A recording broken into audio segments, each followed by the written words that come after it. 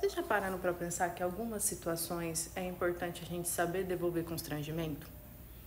Nossa, Bruna, como assim devolver constrangimento? Eu preciso fazer uma piadinha igual a pessoa fez comigo, eu tenho que fazer com ela? Não. Devolver constrangimento, gente, não é tirar sarro da pessoa, não é você ser passivo-agressiva com ela, não é você ser agressiva com ela na situação, tá? Saber devolver constrangimento muitas vezes envolve você saber comunicar como você se sente com aquela piada ou você fazer a pessoa pensar sobre o que ela tá falando. Como assim, Bruna? Posso dar um exemplo para vocês, tá? Muitas pessoas que são introspectivas, né, passam por situações de serem classificadas como quietinho, como, essa pessoa não tem boca, ela não fala. Ou quando fala, aquela piadinha, nossa, você fala, sabe? E às vezes, para algumas pessoas, isso é desagradável. Eu acho que para a maioria das pessoas que são introspectivas, em algumas situações, isso é muito desagradável. E o que é interessante é, se é uma piada recorrente, se são pessoas que fazem isso, geralmente é sempre uma pessoa específica que faz esse tipo de piada.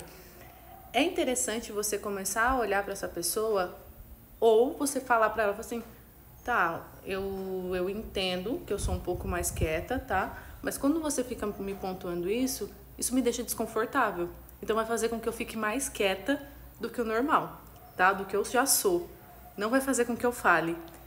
Ou a pessoa já começar a perguntar, questionar para a pessoa, assim, não, tudo bem, eu sou mais quieta mesmo, mas eu queria perguntar para você, tem problema de eu ser mais quieta? Porque eu prefiro, às vezes, ouvir um pouco mais a situação. Tá deixando você desconfortável por isso?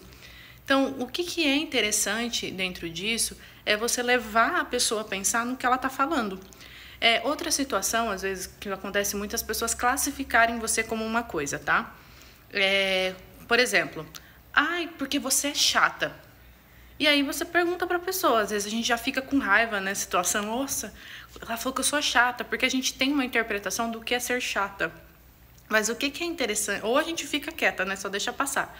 O que é interessante é perguntar pra pessoa, tá, o que eu fiz pra você que deu a entender que eu sou chata? Porque você não fez isso comigo aquele dia, que eu queria que você fosse em tal festa, eu queria que fizesse tal coisa comigo, tal almoço, alguma coisa assim.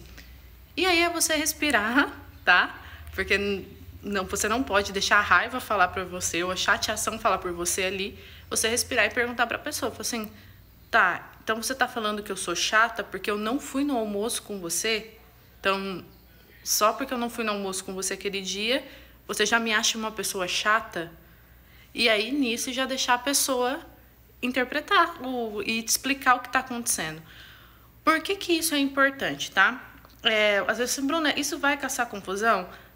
A gente precisa ver, cada caso vai ser um caso, não é sempre que a gente vai agir assim, mas tem situações que é importante a gente saber devolver constrangimento, perguntar pra pessoa, tá, o que você tá querendo dizer com isso? Não, ou aquela piadinha, quando faz algum tipo de piadinha assim, você fala assim, tá, desculpa, não entendi, você pode me explicar? Pra pessoa te explicar e ela conseguir pensar no que ela tá falando. Às vezes a pessoa te classifica ou faz um tipo de piada que você não gosta, você pode fazer desentendido, ó. Desculpa, não entendi essa piada, você me explica? Por que você tá falando que eu sou isso? Talvez é importante para as pessoas pensarem no que elas falam pra gente, principalmente como elas classificam a gente.